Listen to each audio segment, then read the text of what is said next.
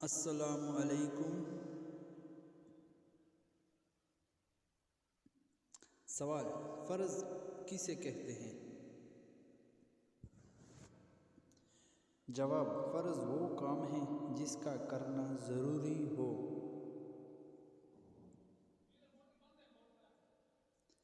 اور اس کا ترک کرنا لازماً منع ہو۔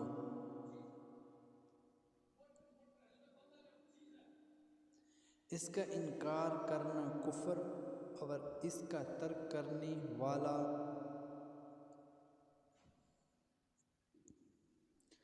عذاب کا مستحق ہو، خواہ ہمیشہ ترک کرے یا کبھی کبھی۔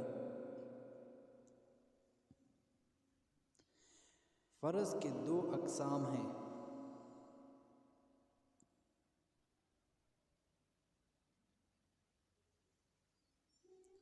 نمبر 1 فرض کفایہ، نمبر 2 فرض عین۔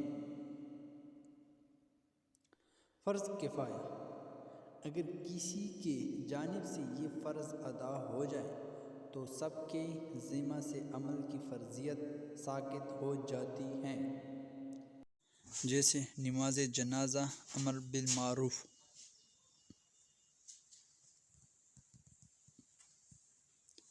فرض عین: جس کا کرنا ہر مسلمان پر ضروری ہے اور جس پر وہ لازم ہے، اسی کے ادا کرنے سے ادا ہوگا، دوسرے کے کرنے سے اس کے ذمہ سے نہیں اترتا۔